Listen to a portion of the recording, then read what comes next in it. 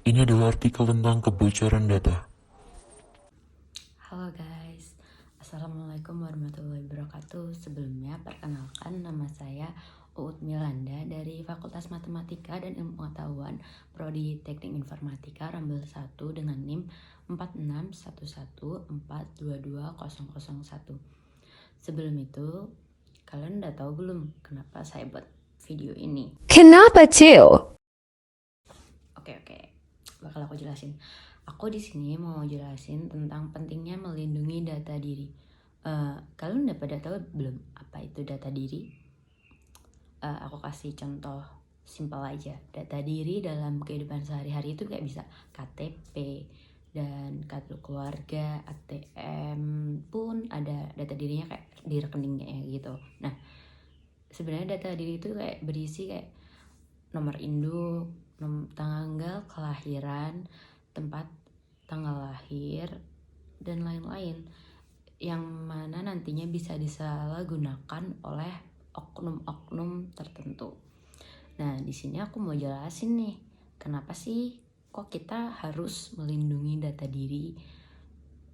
Kadangan kan kita tuh suka ngasih data diri kita tanpa sengaja, kita memberi data diri kita kepada orang-orang yang baru kita kenal. Kayak seumpamanya kita ngasih tahu nih nomor HP kita, tempat tanggal kita, tempat tanggal lahir kita. Nah, sebenarnya kayak gitu tuh bahaya guys. Makanya jangan skip ya, dengerin video kali ini. Nah, sekarang aku bakal jelasin kenapa sih kita perlu melindungi data diri kita. Hal itu dilakukan agar menghindari ancaman dari kejahatan dunia maya. Kayak ada yang namanya kekerasan berbasis genre online atau biasanya disingkat KBGO. Nah, gimana sih ceritanya kok bisa ada kekerasan berbasis genre online? Terkadang kita ngasih tahu kan, kayak kita tuh cewek, kayak anonim gitu ya. Kita tuh cewek dan kita tuh kayak direndahin karena kita tuh cewek. Nah, hati-hati ketika ngasih tahu identitas kita ke orang-orang yang anonim yang nggak kita kenal secara dekat. Terus ada juga nih untuk mencegah penyalahgunaan data pribadi oleh pihak yang tidak bertanggung jawab dan berpotensi terhadap pencemaran nama baik. Juga bisa yang kadang tuh data diri kita dipakai untuk pinjol. Tahu kan sekarang pinjol itu apa dan bahaya dari pinjol itu tuh sangat tinggi loh. Kayak seumpama kita tuh gak merasa pinjem di aplikasi itu, tapi tiba-tiba kayak ada yang datang ke rumah kita atau SMS yang nagih ke diri kita. Kan kita kan ini kapan kita pinjemnya dan makainya kok enak banget dia yang pinjam. Nah, it's wrong guys. Dan yang ketiga, ada yang namanya hak kendali atas data pribadi. Alasan ini tuh secara global kita tuh memiliki loh kontrol atas private data pribadi kita. Hal itu tuh udah dijamin dalam Deklarasi Universal tentang Hak Asasi Manusia 1948 pasal 12 dan Konvensi Internasional tentang Hak Sipil dan Politik 1966 pasal 17. Indonesia pun sudah meratifikasikan keduanya. Dan di era digital ini banyak banget loh yang memanfaatkan data pribadi sehingga perlu dilindungi. Namun, masyarakat pada umumnya tuh belum sadar pentingnya melindungi data diri dan rawannya penyalahgunaan data diri di zaman digital sekarang. Di era sekarang tuh kayak data diri tuh gampang banget disalahgunain oleh oknum-oknum yang tidak bertanggung jawab. Lemahnya pelindungan data di Indonesia mengakibatkan maraknya kebocoran data. Terbukti sering terjadinya kasus kejahatan cyber seperti hacking maupun cracking, media sosial yang berujung pada pembobolan data pribadi, pemerasan hingga penipuan daring. Selain itu, pelindungan data diri bisa dimulai dari diri kita sendiri nih, seperti di media sosial sudah banyak yang menyediakan fitur verifikasi 2 langkah, kode cadangan, dan notifikasi email apabila ada pihak yang mengakses media sosial milik kita. Sejumlah cara menjaga data pribadi pun ada beberapa yang bisa kita lakukan. Yaitu seperti yang pertama, kita harus mengatur perangkat lunak, terutama password. Nah, kalau buat password, diusahakan jangan yang semua media sosial tuh sama.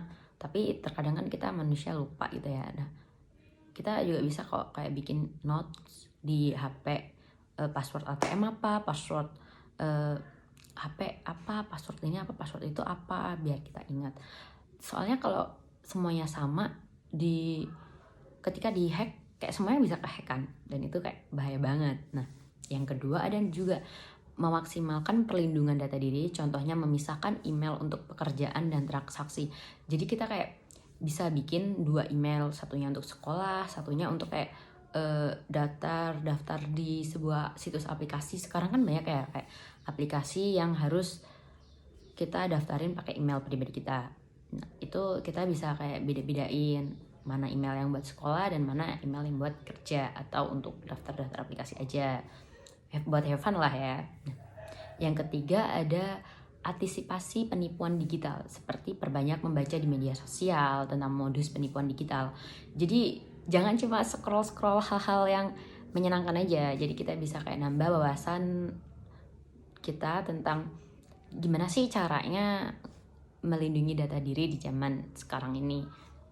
Nah, yang keempat ada nomor satuan rekam jejak digital, seperti tidak oversharing tentang kehidupan pribadi. Kita kan biasanya kalau ngobrol sama orang tuh suka ngobrol yang gak seharusnya diobrolin. Nah, kita tuh harus bisa membatasin itu gak sih? Yang kelima ada harmoni yang bersinergi melindungi data diri. Tetap waspada di era seperti sekarang ini yang bisa saja umur jejak digital lebih panjang dari umur kita.